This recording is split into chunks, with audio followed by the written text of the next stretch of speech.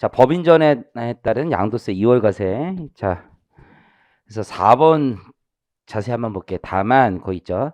21년 개정세법에서 그래서 다주택자들이 법인 전환 후 양도소득세 2월 과세 제도를 이용한 조세회피 현상을 차단하기 위해서 사업용 고정자산에서 주택 또는 주택을 취득할 수 있는 권리 자체를 제외했어요.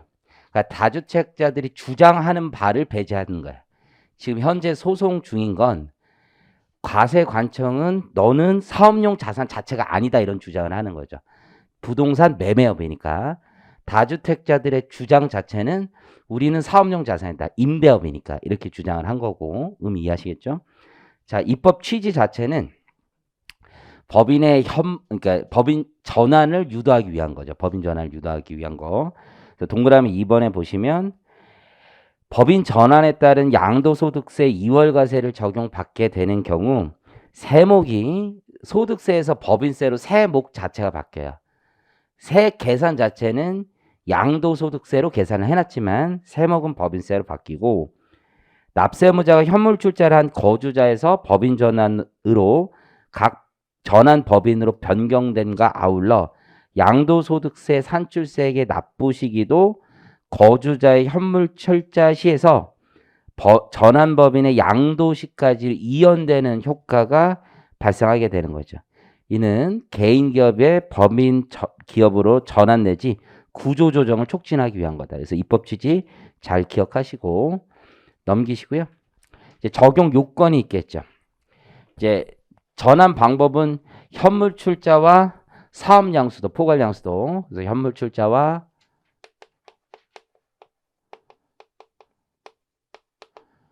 사업 양수도 방식이 있어요.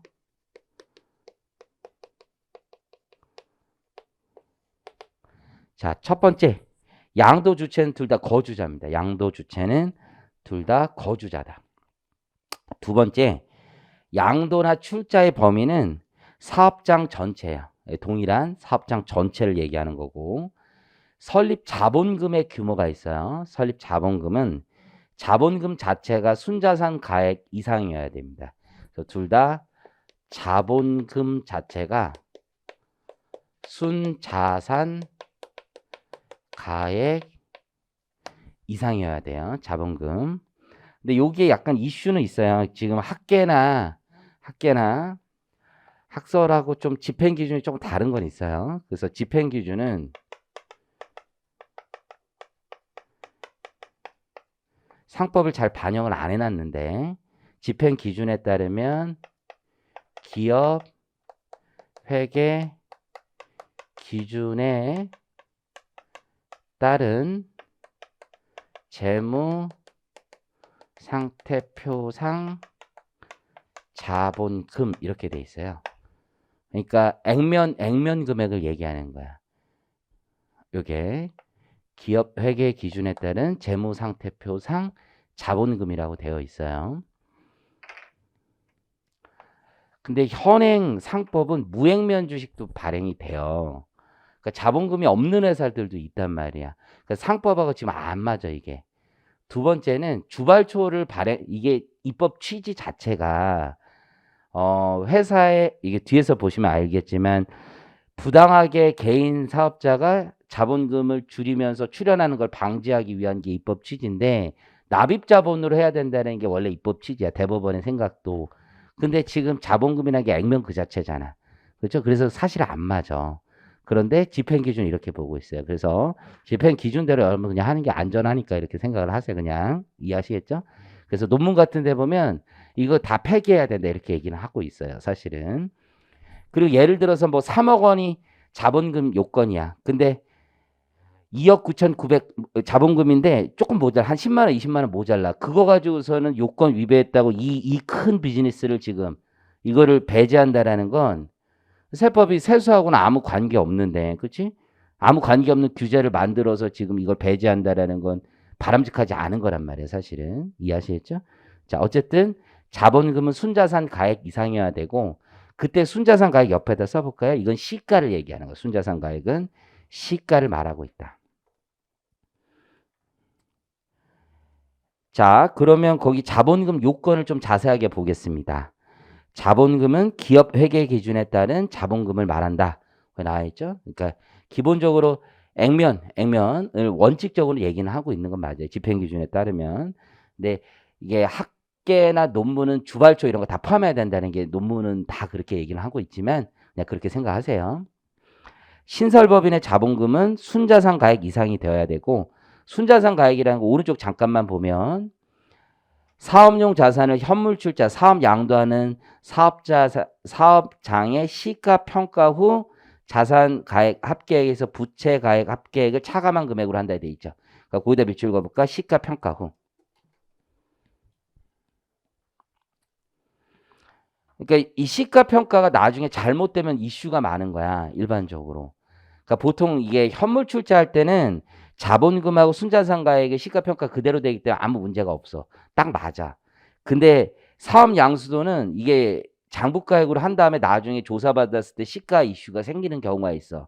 그래서 이 요건을 충족 못하게 되는 경우가 많거든요. 특히 재고 자산이 특히 문제가 많이 돼. 재고 자산은 장부가액으로 승계했는데 나중에 시가 평가하면 올라갈 거 아니야. 그러면 재고 자산 시가가 튀게 되면은 거의 공식에서 보면 자본금은 픽스가 돼 있는데 순자산 가액이 딱 맞춰서 했는데 오른쪽에 올라가 버리면 이 요건을 충족 못하게 될 가능성이 크잖아. 그래서 이 배제되는 경우가 가끔 나온단 말이야. 이게 과연 바람직하냐 그런 생각이 되게 많이 들긴 해요. 지금 의미 이해하셨죠? 요건 그 자체를 여러분 기억을 하시고 다시 왼쪽으로 와서 그래서 신설법인의 자본금은 순자산 가액 이상이 돼야 되고 왜 이런 규정을 만들었느냐를 먼저 생각을 해보는 거예요. 그 밑에 표를 같이 보시면 맨 처음에 내가 법인을 설립을 해요. 법인을. 이건 이제 자본금을 먼저 80을 넣어놓은 거야. 80을 넣어놓고 이게 사업 양수도 방식도 많고 현물출자 방식도 많거든요. 근데 현물출자 방식은 이게 상법의 변태 설립 사항이라고 얘기를 해요. 이걸 정상적인 설립 사항이 아니라서 그래서 법원의 승인을 받아야 돼. 법원의 승인. 그래서 우리 회계법인도 감정인으로 인정받아서 회계법인이 현물출자 보고서를 만들어 주거든. 나도 이거 그 2년 전인가 처음 한번 만들었어. 그래서 뭔가 해가지고 나도 만들어 본 적이 없어가지고 그래서 이게 맨땅에 헤딩한다는 게 되게 어려운 거야. 한 번도 안 해본 거. 그러니까 이게 여기저기 전화해서 너 만들어 본 거 있냐, 만들어 본 거냐 했는데 해본 사람이 거의 없는 거야. 그래서 여기저기 수소문하다가 보니까 어떻게 한 명 알게 됐어요. 그 옛날에 같이 공부했었던 형이야, 형. 그래서 형 이거 있어요. 그때 본인도 아니고 내 친구가 있어. 그래서 하나 구한 거야. 그때 잘 해놨더라고. 되게 잘 해놨더라고. 그래서 딱 그걸 했는데 사람이라는 게 그렇게 한 번 하면 또 기회가 오는 것 같아. 그 다음에 우수수수수 몇 번씩 뚝 들어오더라고. 진짜 우연인 것 같아. 그래서 툭툭툭 한 다음에 그 다음부터는 컨트롤 C와 컨트롤 V의 조합으로 쭉쭉쭉쭉 하면 되잖아. 그죠? 그 다음부터 너무 쉬운 거야. 그 다음부터. 그죠? 그 다음에 내가 이제 이걸 소문을 내야지 이제 계속 들어올 것 같은 느낌도 들고 하는데 어쨌든 기회가 있으면 하는데 이게 맨 처음에 현물 출자는 그냥 픽스해서 평가하면 되는 건데 사업 양수도 방식은 그거보다 훨씬 더 쉬워. 그래서 이런 방식으로 많이 한다. 맨 처음에 회사를 세워요. 그 다음에 3개월 안에 이걸 태우면 되는 거. 3개월 안에 가져오면 되는데 자 보세요.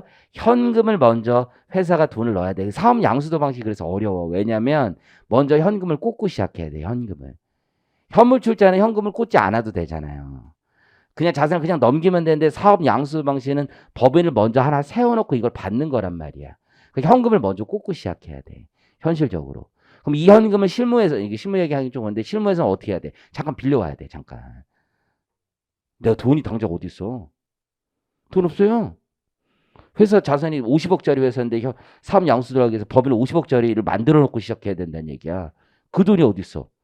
자산으로 있는 건데 잠깐 빌려와야 돼. 이게 쉽지가 않아. 그래서 이해하셨죠? 일단 빌려와. 빌려오지만 그 현금은 갚으면 되는 거니까 잠깐 그 현금은 그냥 근데 내 돈이라고 생각해. 여기서 시험장 내 돈이야. 내 돈 만들고 그리고 순자산 가액을 떠오는 거야. 포괄 양수도로 이해하시겠죠? 그러면 돈 줘야 되는 게 있지. 나한테 줘야 되는 거야. 나 지금 현금 넣고 자본금 내가 100% 주주가 된 거야. 100% 주주가 됐고 이해하시겠죠? 100% 주주. 그리고 지금 법인을 설립한 갑이 100% 주주가 되고 갑은 갑의 개인 사업장을 다 사온 거야. 그리고 개인 사업자인 갑에게 그 A 법인은 돈을 줘야 될 의무가 생긴 거지. 그래서 순자산가액 100으로 잡고 미지금 100이 생긴 거야. 그리고 100을 던져줘. 이해하셨어요? 그리고 현금 80이 나가고 나머지 100을 줘야 되니까 내 순자산의 일부를 처분해서 돈을 주는 거잖아. 그럼 잘 생각해 보면 사업을 그대로 승계하는데 이게 2월 과세까지 적용받으면서 실제로 현금을 챙겨 나가는 결과가 되는 거잖아. 그러면 2월 과세는 2월 과세대로 적용받고 일부 자산에 실현손익이 생기는 거잖아요. 이해하시겠죠? 그래서 순자산 가액 이상의 자본금이 필요하다는 거지. 이해하시겠죠? 그래서 위에를 한번 읽어보면 3번을 보면 실질적으로 동일한 사업주가 사업의 운영 형태만 바꾼 것으로 평가되기 위해서는 사업 양수도의 대상의 순자산 가액이 신설법인에 그대로 승계가 돼야 돼. 그대로. 그런데 사업 양도인의 출자에 따른 신설법인의 자본금이 순자산 가액에 미달하게 되면 즉 80 이 순자산 가액 그 100에 미달하게 되면 신설법인으로선 양수도 대가인 그 100을 지급할 재원이 부족하니까 순자산의 일부인 20 아까 그 20이 양수도 대가의 지급을 위해서 유출될 수밖에 없어 신설법인이 양수도 대상의 순자산 가액을 그대로 승계할 수 없는 문제가 발생할 수밖에 없다. 따라서 신설법인의 자본금은 순자산 가액 이상이 되어야 한다. 이해하셨죠? 자, 옆에다가 내가 요번에 그거 지난번에 하면서 쭉 리서치 하다 보니까 대법원에서 이 취지를 한 문장으로 쓴 93년도 대법원 판례 문구가 하나 있더라고. 그거로 쓰면 좋겠어. 그래서 대법원에서 이렇게 표현을 한 문장에서 개인 사업자가 출자 금액을 부당하게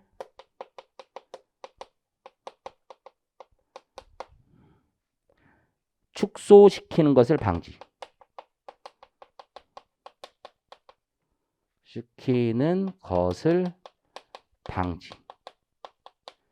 이걸 대법원에서 생각하는 취지 한 문장으로 압축한 거야. 한 문장으로.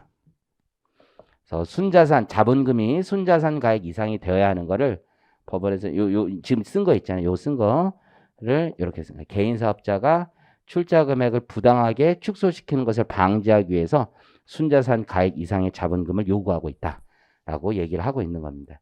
그래서 요 요건을 충족 못하는 이슈가 자본금 가액, 이 순자산 가액 이상 되어야 된다. 요 규정 때문에 꽤 많은 사건들이 있습니다. 이해하시겠죠? 자, 세 번째 이제 다시 위로 올라가서 특례 대상 자산은 거의 보시는 것처럼 사업용 고정 자산을 대상으로 하고 지금 법조문에 따르면 주택 분양권 등은 제외하고 있다. 출자를 해야 돼. 출자. 그러니까 주식을 발행해야 되기 때문에 이게 많은 개인 병원들이 의료 법인을 세우면서 자산을 넘긴단 말이에요. 부동산 같은 거. 그때는 비영리 법인을 세우는 거예요. 그래서 그건 출자가 아니라 출연에 해당돼요. 그래서 걔는 대상이 되지 않습니다. 양도세 그대로 내야 돼요. 그래서 그거는 출연이기 때문에 대상이 되지 않는다라는 거고. 그럼 현물 출자나 사업 양수도의 방법이 있을 텐데 그 현물 출자를 보면 개인 기업이 법인으로 전환하여 새로이 설립되는 경우에 하나다. 그러니까 현물 출자가 두 가지 방식이 있지. 새로 법인을 설립하는 형태의 현물 출자가 있고 기존의 법인이 있는 상태에서 일부 자산을 현물 출자하는 방식이 있잖아요. 지금 요 2월 과세를 적용받을 수 있는 현물 출자는 신설 법인 설립 형태의 현물 출자만 되는 거예요. 그러니까 기존 법인이 있는 상태에서 일부 자산이 현물 출자하는 것은 2월 과세 적용 대상이 아닙니다. 자, 오른쪽에 사업 양수도는 이게 내가 현물 출자와 거의 유사한 수준이 돼야 돼. 그래서 법인을 설립한 다음에 일정 기간 이내 그 사업을 모두 양수해야 돼요. 그래서 보시면 해당 사업을 영위하던 자가 발기인이 돼요. 이해하셨죠? 그 사람이 창업자가 된다는 거죠. 발기인이 돼요. 이게 상법상 용어예요. 법인을 설립하고, 그러니까 동일성이 유지돼야 된다는 거야.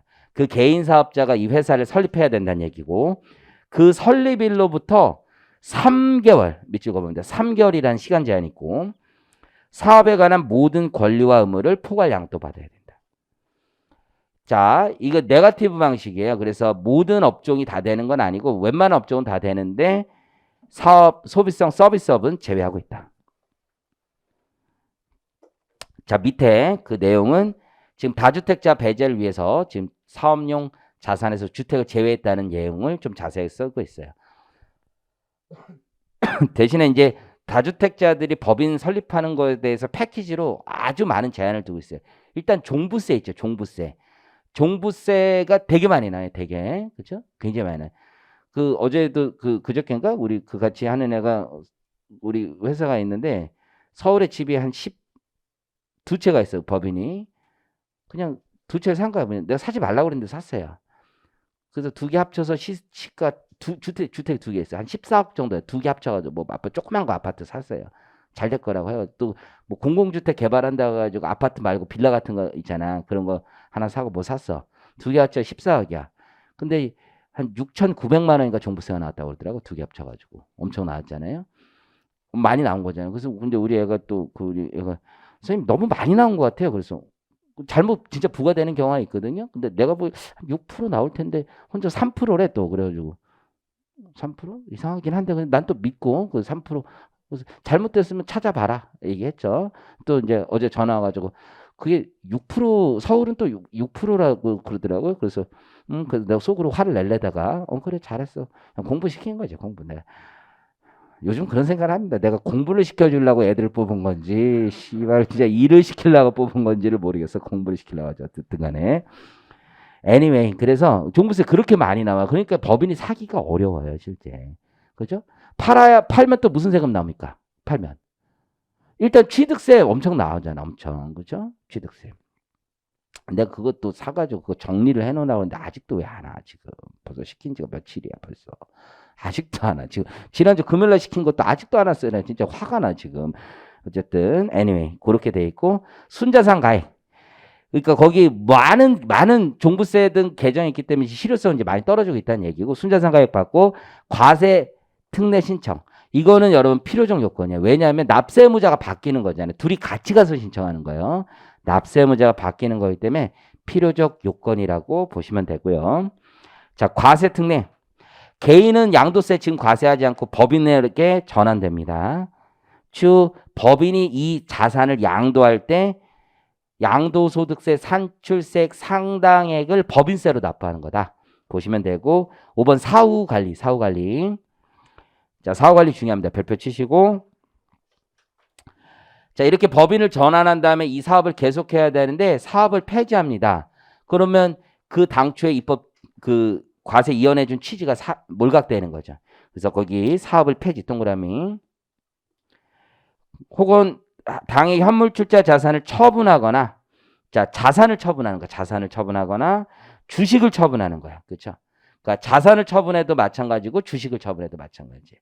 여러분들 분할했을 때 물적 분할했을 때도 마찬가지지. 해당 자산을 처분하거나 해당 주식을 처분하거나 다 사후관리랑 마찬가지예요.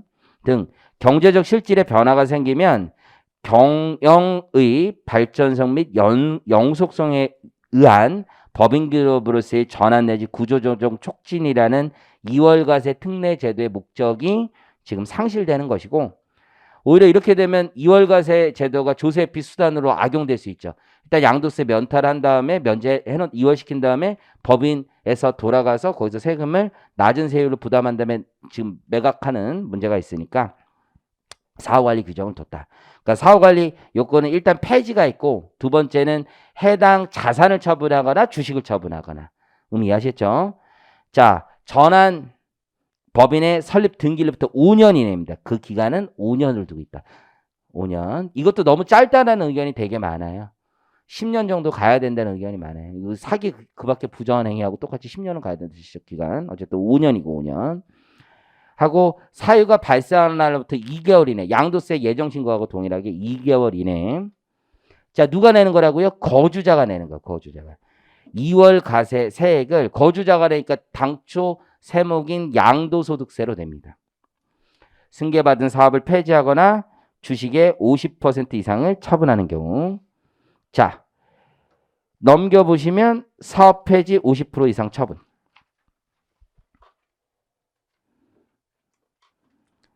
그래서 거기 보시면 주식 처분. 다음 사업을 폐지했다라는 얘기가 양가로 2번에 보면 이 자산의 2분의 1 이상을 처분한 경우에도 사업을 폐지한 거로 봐요. 그러면 낸다는 얘기고 부득이한 사유가 있으면 다시 면제해주는 규정이 있어요. 주식의 50% 이상을 처분해도 이건 더 이상은 이거 현금화 시켰다는 거지. 결국은 주식의 50% 이상을 처분했으면 자산을 넘긴 다음에 그걸 현금화 시킨 거랑 똑같은 거잖아. 그래서 주식 50% 이상 처분해도 과세하는데 여기에도 다만 부득이한 사유가 있다 이거지. 자, 주식의 50% 이상 처분 그 박스 위를 봅니다. 법인 전환으로 취득한 주식의 50% 이상을 처분하는 개념에는 밑줄 긋습니다. 진짜 돈 받고 유상 이전하는 것만 들어가는 게 아니라 무상 이전하는 것도 들어가고 증여하는 것도 유상 감자하는 것도 들어가요. 맨 처음엔 진짜 매각하는 것만 들어가니까 사람들이 돈 빼오는 방법은 수없이 그것만 있냐? 수없이 많지. 뭐 이렇게 하면서 많이 빼왔단 말이에요. 그래서 다 넣은 거야 지금. 무상감자 있어요. 균등 무상감자는 제외하고 이게 뭐야? 무상감자인데 불균등으로 하면은 실제 지분 올라가서 자기가 빼온 거랑 똑같은 결과가 생길 수도 있잖아요. 그러고 나서 배당 많이 받아가면 되니까. 이해하셨죠? 다 포함한다. 그러면서 부득이한 사유가 있는 경우는 그러하지 아니하다라고 돼 있지. 그래서 부득이한 사유가 쭉 있는데 그걸 외울 필요 없는데 6번이 사실 심상 큰 쟁점이었어요. 거주자가 가업 승계 목적으로 가업의 주식 출자 지분을 증여하는 경우 수증자가 증여세 과세 특례 적용받은 경우 가업 승계도 못하냐 뭐 이런 문제가 있었던 거예요. 그래서 요거는 부득이한 사유로 인정을 해주고 있더라. 관련 사례 양가로 2번이 시험 문제 나왔었던 거죠. 양가로 2번이 제가 이 기출문제 나와서 여기 넣은 거 아니에요. 다 있었어요. 이거 시험 볼 때. 여러분 틀리지만 어쨌든 간에 양가로 1번은 출연의 문제예요. 출연. 그래서 비영리법인에 출연하는 것은 출자와 다르니 이월과세 특례는 적용받지 못한다. 그래서 비영리법인에 출연한 경우 여러분들 그 소득세에서도 요 같은 케이스 배우는 거죠? 기억나는 거 있어요? 혹시 소득세에서 기억나요? 전혀 기억 안 나요? 요 케이스를 똑같이 배우는데 제 눈을 피해요? 배운 거 기억 안 나요? 기억나요? 기억 안 나요? 비영리법인 병원이 비영리법인에 출연했을 때 이슈가 있잖아. 근데 더워서 땀이 나는 건가? 그 중첩적 채무인수라고 해가지고 병원이 넘기잖아. 넘겼을 때 이 비영리법인이 돈을 안 갚잖아. 이자만 얘가 내는데 이때 중첩적 채무인수도 부담부증에 있어서 유상 양도로 보고 후발적 사유가 되느냐 뭐 이런 거 배우는데 자, 됐어. 그거 그렇게 얘기해도 기억이 안 난다면 뭐 이거는 뭐 답이 없는 거죠. 노답이라고 하더라고요. 노답. 자, 양가로 2번에 보면 소급 과세 금지 여부. 이게 사후관리 규정이 2013년에 크게 개정이 돼요. 이게 사후관리를 이제 많이 개정해야 되겠다라고 하면서 크게 개정이 돼. 2005년에 이제 납세문제 변경이 2013년에 많이 개정이 돼. 이게 좀 문제가 있다. 그래서 그 당시에 이제 문제로 삼은 게 뭐냐면 주식을 처분하는 경우에도 이제 과세를 해야 된다라는 생각을 갖게 되는데 거기 잠깐 보시면 조특법이 개정되면서 요거는 이제 시험 문제 나온긴 한데 시험 문제 왜 이런 거에 중요한지 좀 말씀을 드리는 거야. 법인 첫 번째 줄에 보면 법인 전환에 대한 양도소득세 2월과세를 적용받은 사람이 법인 설립일로부터 5년 이내 법인 전환으로 취득한 주식의 50% 이상을 처분하는 경우에는 사유 발생일이 속하는 과세 연도에 과세 표준 신고할 때 2월과세액을 양도소득세로 납부하도록 하였고 관련 부칙에 시험 문제 내가 그때 뭐 기억도 나. 부칙이라는 단어가 나오면 항상 소급과세를 한번 생각해 보자 뭐 이런 얘기를 했던 것도 기억이 나. 부칙인 이 조항을 13년 1월 1일 이후 취득한 주식을 처분하는 분부터 적용하도록 돼 있다고. 그럼 조문만 물리 해석해 보면 내가 2월과세 지금 사후관리 규정을 적용받기 위해선 조문만 물리 해석해 보면 파란색 친 것처럼 내가 취득한 주식이 2013년 1월 1일 이후 취득한 주식이어야지 이 조문이 적용되는 것처럼 보이지. 그렇죠? 그럼 그 전에 취득한 주식을 처분하는 거는 이 조문이 적용 안 되는 것처럼 보이잖아. 그 소급과세 만약에 2013년 1월 1일 이전에 취득한 주식을 처분하는 경우에도 지금 사후관리 규정을 적용한다면 소급과세인 것처럼 보인단 말이야. 그쵸? 지금 이해하시겠죠? 근데 이제 물리해석에서 문제가 되는 건 이거야. 읽어보면 파란색 쪽을 잘 읽어보면 2013년 1월 1일 이후 취득한 주식을 처분하는 분부터라고 되어 있는데 2013년 1월 1일 이후 끊어봐. 그리고 취득한 주식을 다음에 끊어봐.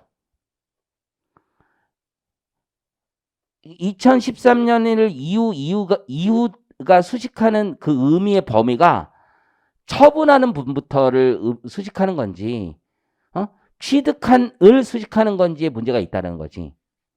지금 의미 이해하셨어요? 그럼 2013년 1월 1일 이후 처분하는 분부터 나는 주식을 처분한 거기에다 방점을 둔다라면 그 이전에 취득한 주식도 적용이 되는 거고 취득한까지 수식한다라고 보면 적용이 되는 거잖아. 의미 이해하시겠죠? 의미 이해하시겠죠? 그게 이제 쟁점이었어. 근데 이제 실제 시험 문제는 어떻게 되냐면 요걸 교묘하게 요런 문제가 있으니까 요 교묘하게 날짜를 바꿔서 2013년에 1월 이후 취득한 쪽으로 바꿔서 아예 그냥 내버린 거야. 그 실제 사실관계를 바꿔서. 이해하시겠어요? 그러니까 소급과세 주장해봐야 의미가 없다. 이런 식으로 가려고 하는 거예요. 이거 단어 가지고 싸우지 마시고 여러분한테 너무 어려운 거니까 이렇게 바꿔서 교수님이 나름 계산해서 좀 냈단 말이야. 뭐 어쨌든 그거는 나중에 보기로 하고 여기서 쟁점은 해당 규정이 신설되기 이전에 법인의 주식을 취득한 자에게도 적용되는 것이 소급과세 금지 원칙에 위배되는지 여부이다. 이미 이해하셨어요? 헌법재판소는 사후관리 규정의 입법 취지가 설립 후 5년이 지나지 않은 시점의 주식 등을 처분할 경우에는 이월과세 규정을 배제하여 조세피를 방지하는 데 있다고 전제한 후 소급 입법 여부의 판단은 설립일 기준이 아니라 처분일 기준으로 판단을 하는 것이고 왜냐하면 이월과세의 사후관리 규정이라는 건 처분일을 기준으로 납세무 성립을 판단한다는 거지. 그래서 그렇게 볼 경우 신설 조항은 이미 확정된 사실관계에 적용되는 게 아니라 시행일 이후 주식 등의 처분이라는 새로운 사실관계에 대해서 적용되는 것으로 보았다. 그래서 소급과세 금지 원칙에 위배되지 않는다. 이렇게 해석을 한 거예요. 자, 양가로 3번에 보면 부동산 임대업자의 법인 전환 후 신축에 문제가 있어요. 자, 요것도 이제 시험에서 아주 문제가 많이 되는 이슈가 되는 거고, 요것도 이제 법리를 밝혀주는데 아주 좋은 사례가 되는 거예요. 한번 보면 질의가 이래요. 부동산 나는 임대업을 영위해요. 그런 거주자가 임대용 건물과 토지를 현물 출자를 했어요. 그럼 이월과세 적용받을 수 있죠. 그렇게 법인을 전환하고 이월과세를 다 적용받은 다음에 도정법상 도시환경 정비 사업에 따라서 건물을 철거 신축하고 사업을 계속하는 경우 지금 그러면 자산을 처분하거나 폐지한 경우에는 이월과세 사후관리 규정에 위배되는 거잖아. 위배된 거냐 물어본 거지. 자, 첫 번째 철거라고 돼 있잖아. 철거가 과연 양도 처분으로 볼 수 있냐 이거야. 철거라는 말과 양도라는 말은 다르잖아. 철거는 그냥 폐기한 거고 양도는 소유권이 제3자에게 넘어간 걸 얘기하는 거잖아요. 그러니까 철거라는 말과 양도는 서로 다른 거니까 철거를 양도로 해석하면 유추 확장 해석이 될 수 있으니까 그건 아니다. 그럼 사업을 폐지했느냐? 만약에 철거하고 더 이상 하지 않으면 사업을 폐지한 거 맞죠? 하지만 나는 그 건물을 철거한 후에 신축해서 다시 임대 사업을 하고 있잖아. 그러면 사업을 폐지한 것으로 볼 수는 없다는 거지. 그래서 이월과세 사후관리 규정을 위배한 것으로 보기는 어렵다라고 보는 거죠. 의미 이해하시겠죠? 3-2의 중소기업 간 통합에 대한 양도소득세 이월과세 특례. 자, 이건 법인 전환이 아니라 중소기업 간에 서로 만나는 거야. 만나는 거. 통합.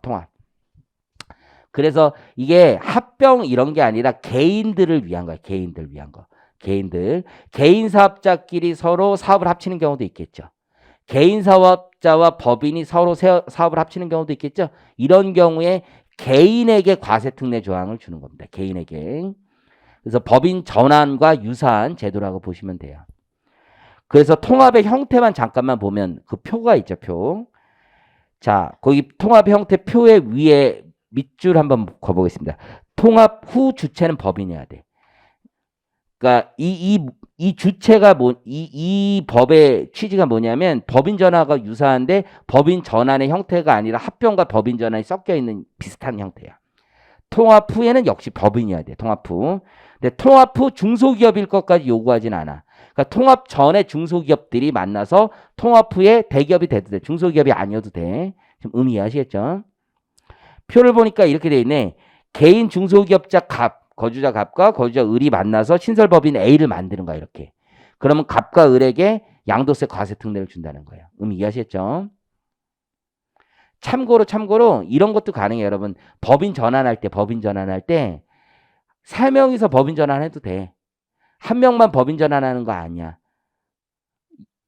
예를 들어서 앞에 그냥 여러분들 그냥 참고로 사업 양수도 같은 거 있잖아. 사업 양수도. 그러면 내가 집이 세 채 뭐 부동산이 세 개 있고 저놈이 하나 있어. 그럼 둘이 같이 법인을 둘이 같이 세워가지고 사업 양수를 같이 던져도 이월과세가 돼요. 대신에 각자 자본금 규모가 어때야 돼? 넣는 거 이상이어야 돼. 둘 다. 자본금의 규모가. 이해하셨지? 그러니까 둘 다 돈을 자기가 순자산 가액 이상을 더 넣어야지만 둘 다 적용받을 수 있어. 지금 의미 이해하셨죠? 그런 식으로 둘 다 해도 되거든. 이제 요 방식도 그거에 비슷한 거지. 둘 다 개인 사업자가 법인을 하나 만드는 거야. 신설법인. 갑과 을에게 둘 다 양도세 이월과세 특례를 주겠다는 거예요. 지금 의미 이해하시겠죠? 119페이지. 우리 앞에 여기서 무슨 얘기인지 잘 모르겠어? 알겠어? 자, 그 표를 다시 갑니다. 119페이지에 개인 중소기업 갑과 법인 A가 만나서 개인 갑이 어디에다 넣는 거야? 신설법인 B를 만드는 거지. 둘이 같이 법인 하나 만드는 거야. 그러면 갑이 이월과세 특례를 받을 수 있다는 거고, 개인 갑과 법인 A가 만나서 존속법인 A한테 갑이 다 자산 사업 양수도 할 수 있겠지. 이월과세 특례 받을 수 있다는 거야. 근데 이런 건 안 돼. 법인 A와 법인 B가 만나서 신설법인 A를 만들지 존속법인 A에다 넣든지 이건 안 돼. 개인에게만 주어지는 혜택이라고 보시면 돼요. 그래서 통합법인을 만드는 거야. 통합법인. 이월과세 지원해준다. 다음 페이지 가보시면 적용요건. 사업의 동일성이 유지가 돼야 돼. 두 개가 만났을 때 사업의 동일성이 유지가 된다. 그러지 않으면 단순 자산 양도가 되는 거죠. 내가 자산 파는데 이월과세 해달라는 거죠. 같은 업종. 그러니까 기본적으로는. 세 번째 줄에 따라서부터 볼게요. 따라서 개인 사업자가 사업용 고정자산을 법인에 임대하다가 현물 출자하여. 이게 무슨 뜻인지 봐봐요. 개인 사업자가 있었는데 내가 사업용 고정자산을 법인에게 임대하다 현물 출자. 그러니까 보통 이런 경우가 많아. 내가 건물이 있어. 건물이 있는데 이걸 내가 임대를 해. 내가 가진 법인에. 그러면 그 회장님은 개인으로 부동산을 가지고 있고 그 사업체가 어떻게 하는 거야? 그걸 임대하는 거야. 임대. 그리고 부동산. 특권자 거래니까 이슈는 있겠지. 그럼 하지 말라고 보통 세무대리인 이렇게 많이 한다고. 근데 그분들이 말 듣나? 안 들어요. 시세대로 받으면 된다며. 그럼 세무대리인이래. 아, 개인이 부동산 가지고 법인이 거기 임차인으로 들어가는 건 별로 좋지는 않아요. 특권자 이슈가 있어요. 그러면 그 오너들은 대부분 이래. 안 돼요? 물어본다고. 그럼 안 돼요. 그러면 너 같은 뭐랬어? 안 되는 건 아닌데 이슈는 있어요. 시세대로 받아야 돼요. 그럼 시세대로 받으세요. 그러면 되면 그다음부터 할 말이 별로 없어. 근데 그게 시세라는 게 찾기가 되게 만만치가 않아요. 나중에 과세관점과 다툼이 많아요. 이렇게 얘기하면 또 뭐래? 시세가 없어요? 물어봐요 또. 있긴 있는데요. 그게 딱히 뭐 이렇게 나중에 다툼이 많아요. 왜 다툼이 많아요? 그게 이게 시세라는 게 월세인데 이 월세라는 게 주변 시세와 비교해서 딱 찾아야 되는. 주변 시세대로 받으면 되잖아요. 공인중개사 가서 물어보면 되잖아요. 근데 그게 우리가 이렇게 받는다고 해도 과세관청이 오면 좀 다르게 생각하는 경우가 많거든요. 그러면 오너들은 보통 뭐라 하죠? 그럼 그때 저랑 그분하고 얘기를 할게요. 이렇게 얘기를 해요. 실제로. 대부분 그래요. 그러잖아? 그럼 이제 답이 없는 거야. 그래서 하잖아? 그럼 실제 또 나중에 오잖아? 그럼 오너가 가서 얘기하면 또 잘 먹혀요. 왜냐면 조사관님이 대리인하고 그런 거 얘기하는 것보다 오너가 해서 강력하게 반발해. 강력하게. 내가 시세대로 받은 게 무슨 문제냐? 그러면 또 조사관님들도 할 말이 별로 없어. 주변 시세랑 진짜 비교해보면 큰 차이가 없어. 실제로. 그럼 이런 거지. 왜냐면 그 진짜 잘못한 건 아니잖아, 그게. 근데 잘못한 건 아닌데 왠지 그냥 하고는 싶지. 왠지 걸고는 싶은데, 하는 거지. 강요가 내가 뭘 잘못했어요. 근데 매너가 이렇게 또 이렇게 그런 사람이랑 얘기하잖아요. 조사님 기분이 또 나빠하시더라고. 왜냐면 이 사람 되게 강요거. 네가 뭔데 나한테 이런 마인드가 있어. 네가 뭔데 내가 법대로 했다는데 네가 뭔데 이런 마인드가 있어. 보면은 너 뭔데 막 이런 얘기가 해요. 너 뭔데 막 이런 식이야. 그러니까 막 이렇게 해. 그래서 그거를 잘 해야 되는데 어쨌든 되게 많아요 그런 경우. 어쨌든 그 상황을 이해하겠지. 임대하다가 그래도 임대하다가 자꾸 주변에서 뭐라 그러는가. 그렇게 하시면 아니되옵니다. 아니되옵니다. 이렇게 얘기를 하니까 그럼 씨발 현물출자해. 법인에 줘. 내 주식 받을게. 이렇게 한 거지. 현물출자하여 기업을 통합한 후 통합법인이 그 자산을 자가 사용하는 경우 이 경우에도 이월과세가 되냐 이거야. 이건 안 되는 거지. 나는 임대업을 하고 있었고 그 통합법인은 제조업을 하고 있었던 거잖아요. 그럼 동일성이 유지가 되는 게 아니란 말이야. 이해하시겠죠? 그래서 안 된다. 자, 주식 교부 요건. 이게 제일 많이 이월과세 해달라고 얘기하는데 말도 안 되는 얘기인 겁니다. 이해하시겠죠? 왜냐면 이월과세가 되면 법인은 취득가액이 올라간단 말이야. 지금 의미하시겠죠? 주식 교부 요건.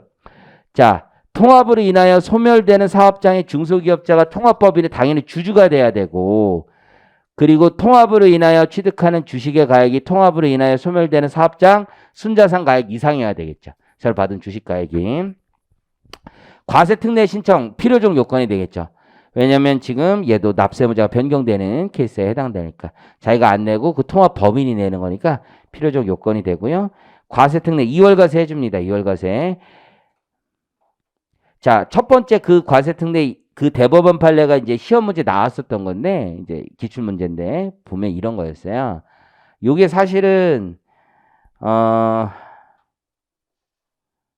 이거였는데 내가 2월과세 신청을 해놨는데 이게 나중에 양도소득세 세액 계산이 잘못된 걸 발견한 거야. 지금 2월과세 신청 세액이 1억이었어요. 1억이었는데 양도소득세 세액 자체가 1억 5천으로 증액된 거야. 수정신고를 했지. 근데 과세관청에서 이런 얘기를 하는 거야. 아, 요 5천만 원 증액되는 거는 요거는 2월과세가 안 됩니다. 수정신고 분이기 때문에. 이해하시겠죠?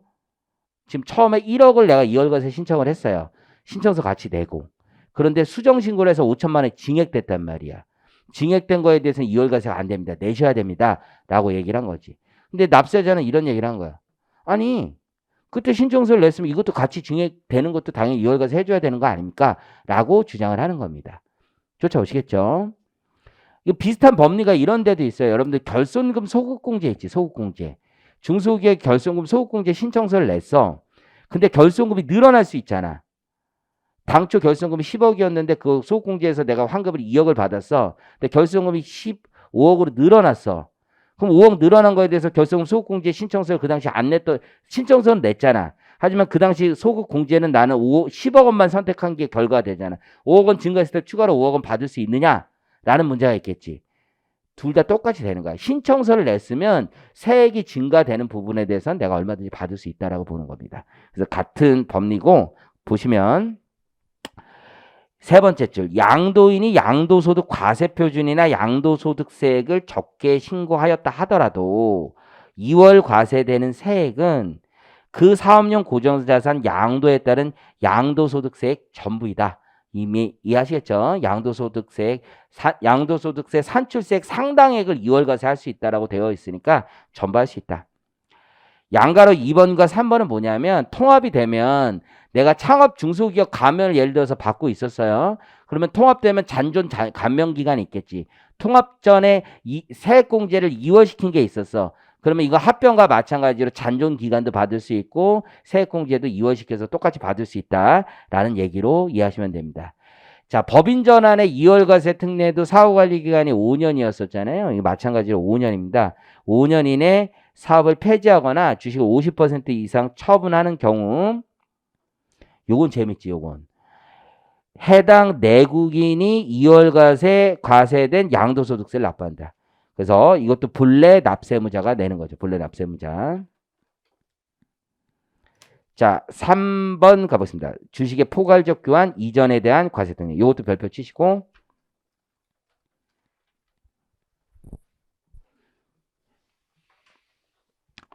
요거는 이제 뭐냐면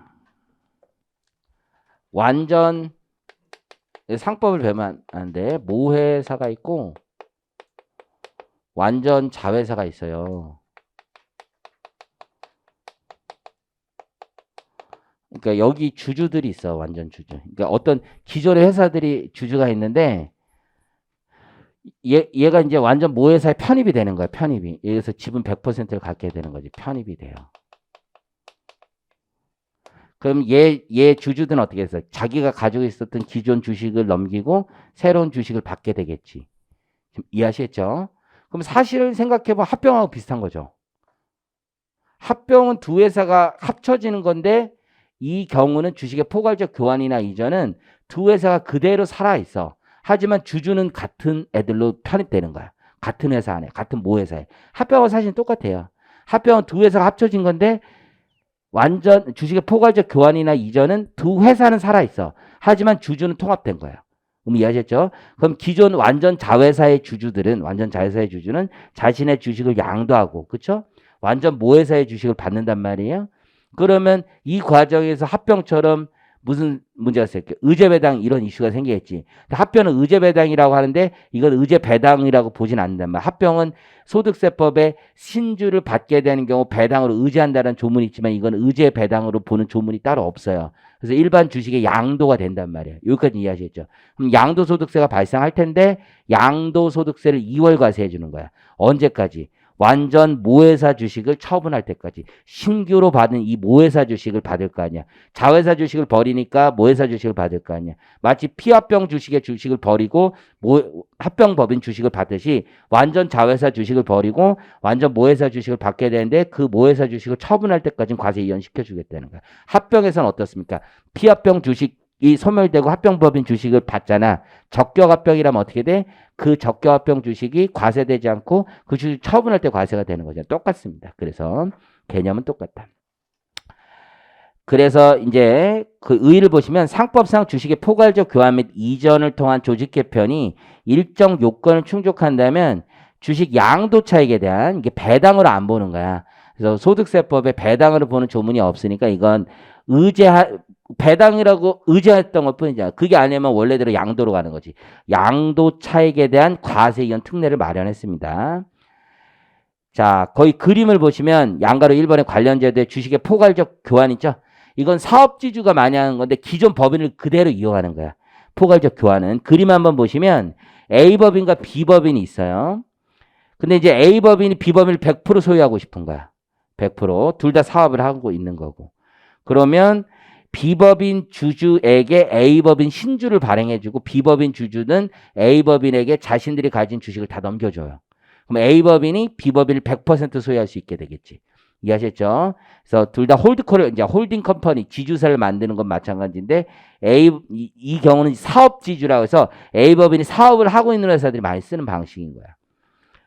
자, 주식의 포괄적 이전. 이게 다 같이 이전하는 거야. 이 포괄적 이전이라는 건 다 같이 새로운 데로 이전하는 거야. 다 같이 이사 가는 거야. 다 같이. 뉴코 쉘을 만들어서 새로운 껍데기를 하나 만들어서 다 같이 거기로 이사 가는 거야. 다 같이. 이해하셨죠? 그래서 A법인, B법인이 있는데 신설 모법인을 하나 만들어서 A법인과 B법인은 어떻게 하는 거야? 주주들은 신설 모법인의 신주를 받고 신설 모법인의 각각의 주식을 다 현물 출자해 주는 거지. 그러면 걔네들은 주식을 받게 되는 거죠. 이해하시겠죠? 그러면 A법인의 기존 주주는 기존 자기 A법인 주식이 소멸되고 신설 모법인의 주식 시가를 받게 되는 거잖아요. 그 차익에 대해서 과세인연 시켜주겠다는 얘기입니다. 다음 페이지에 보면 결국 합병과 비교가 있는데 합병은 두 회사가 합쳐지다 보니까 무슨 문제가 생기는 거야? 피합병법인의 양도손익 문제가 생기고 합병법인의 매수차익 손익 문제가 생기는데 얘네들은 그런 문제가 안 생기는 거지. 주주의 무슨 문제만 생겨요? 양도손익 문제만 생기는 거예요. 그래서 보시면 합병법인의 경우는 이제 완전 모회사가 합병법인하고 비슷한 거예요.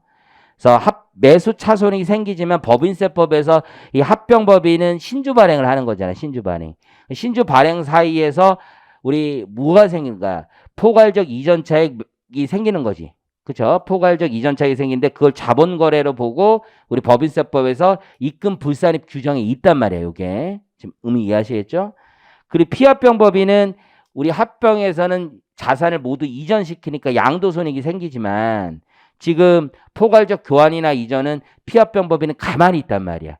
즉 완전 자회사는 가만히 있고 주주만 뭐가 바뀐 거예요? 기존 주주에서 완전 모회사로 바뀐 것 뿐이지. 그러니까 주식 거래만 있으니까 아무 내용이 없어요. 자산의 거래는 없으니까. 피합병법인 주주, 완전 자회사 주주들은 이제 문제가 있는 거죠. 주식 양도 거래가 있고 이걸 과세 이연하는 게 조특법 규정이라는 얘기입니다. 의미 이해하셨죠? 거기 합병을 한번 보시면 되는 거고, 그 주식의 포괄적 교환 이전을 보면 그 완전 자회사의 순자산이 500이었어요. 그리고 순자산의 자회사의 시가가 1000이야, 1000. 지금 의미 이해하셨죠? 그러면 모회사의 회계 처리를 보면 현물 출자 받은 거야, 얘네들은. 그리고 신주 발행하고. 그럼 완전 자회사의 시가인 1000으로 주식가액을 잡으면 돼요. 신주를 발행했으니까 자본금 300이고 나머지가 주발초가 되는 거야.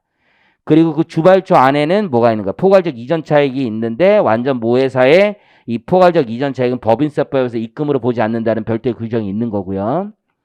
완전 자회사는 양도손익이 없는 거죠. 아무런 액션이 없었으니까 주주만 바뀐 거잖아요. 그리고 완전 모회사는 주발초 자본거래고 완전 자회사의 주식의 양도 차익에 문제가 있는 거죠. 양도 차익.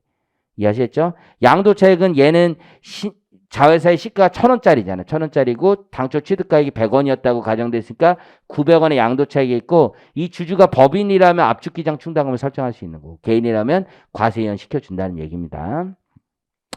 과세 이연 요건은 결국은 어떻게 돼 있어? 적격합병 요건과 같겠지. 그래서 사업 목적의 교환 이전이 있어야 돼. 1년 이상 사업을 했었던 법인이어야 된다. 근데 이제 주식의 포괄적 이전은 새로운 거 만들어서 들어가는 거잖아요. 그럼 신설법인 그러니까 조개 껍데기 쉘이라고 하거든. 그런 거를 이제 새로운 걸 만드는 거, 껍데기를 만들어서 들어가는 걸. 이 쉘은 당연히 전에 없었던 거죠. 1년 이상 요건을 충족할 수가 없지. 그래서 포괄적 이전을 신설되는 모회사는 제외할 것이고 지분의 연속성, 교환 이전의 대가의 80% 이상이 완전 모회사 주식으로 줘야겠지. 금전은 일부만 주고 80% 이상이 모회사 신주, 합병법인의 주식을 발행하듯이. 지분 비율에 따라서 당연히 배정해야 할 것이고 사업료 종료일까지 보유해야 할 거고 사업의 계속성 당연히 계속해야지. 그렇죠?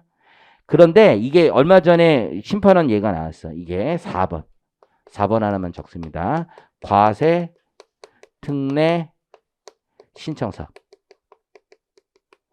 맞는 것 같아. 이 과세특례 신청서가 법에 없고 시행령 맨 꼬다리에 있어. 시행령 꼬다리. 끝에. 완전히 저 뭐지? 꼰대 같은 얘 꼬다리. 어쨌든 세대체. 과세특례 신청서가 법에 없고 시행령에 있는데 이게 납세 의무자가 이게 변경됐어야 했거든. 그래가지고 특례 신청서를 필요적 요건으로 봐. 지금 과세특례 신청서 제출을 필요적 요건으로 보세요. 필요적 요건. 그래서 완전 자회사의 주주는 옆에 적어봐요. 완전 자회사의 주주는 완전 모회사의 주주와 함께 과세특례 신청서를 관할세무서장에 제출하게 되어 있습니다. 완전 자회사의 주주는 완전 모회사의 주주와 함께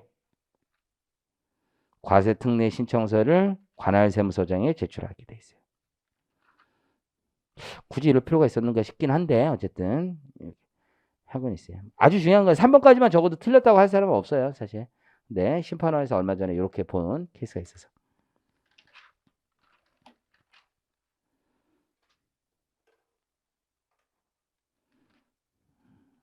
하나만 기억하시고 안 써도 틀렸다고 얘기하지는 않을 것 같아. 근데 심판원에서 그냥 그렇게 본 거야. 그냥 참고만 하시고 4번 과세특례 있죠? 과세특례.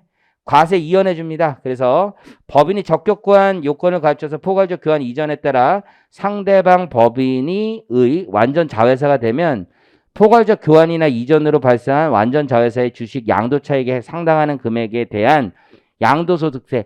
이제부터 금융투자소득세라는 말이 나오는데 2023년부터 시행돼서 그냥 거기다 넣어놨어요. 다음. 그러니까 여러분 쓸 때 금융투자소득세 안 써도 돼요. 또는 법인세에 대해서는 완전 자회사의 주주가 완전 모회사 주식을 처분할 때까지 과세연해요. 새로 받은 모회사 주식 처분할 때까지. 법인 주주라면 압축기장 충당금 설정하고 해당 법인이 완전무효에서 주식을 처분할 때까지 입금 산입을 해요. 금전 수령한다. 그러면 우리 예전에 뭐 배운 거 적격합병일 때 금전 수령했을 때 하고 똑같은 거지. 실제 금전 받은 것과 실현된 이익만큼 중에서 큰 금액을 과세하는 거죠. 그래서 거기 보면 실현된 이익과 배분받은 금전 아니 큰 금액 적은 금액 둘 중 적은 금액을 과세한다. 사후관리기간 2년입니다. 2년 적격합병과 마찬가지로 2년 폐지하거나 주식을 처분하는 경우. 자, 3-4 있죠. 지주회사 설립에 대한 과세는 그냥 참고라고만 써놓으세요. 안 봐도 돼요. 3-5 사업 전환 무역 조정 기업에 대한 과세 등 이것도 참고만 하면 되는데 살짝만 말씀드릴게요. FTA 피해 기업들이 있다고. FTA 피해 기업들. 그러니까 이 기업들은 살아남기 위해서 업종 전환을 할 수가 있어요. 그런 업종 전환을 하는 경우 과세 특례 규정을 주는 거예요. 그래서 무역 조정 기업 FTA 피해 기업들이라고 생각하시면 되고 모든 업종 전환을 인정해 주는 게 아니야. 우리 먹고 살기 힘들다. 야, 우리 주점이나 하자.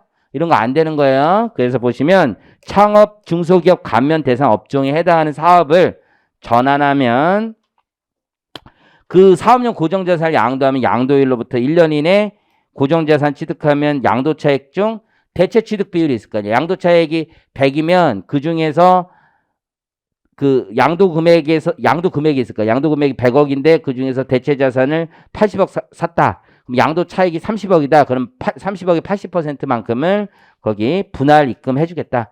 뭐 이런 규정이 있다라고 보시면 돼요. 그리고 거기 적용 요건 뭐 그리고 과세 이연 양도세 감면 뭐 이런 제도가 있어요. 양도세 감면해 줄 수도 있어. 뭐 그런 제도 그냥 참고하시면 돼. 나하고 가능성 별로 없어요. 거의 없어요. 자, 4-1번부터는 좀 쉬었다 하겠습니다.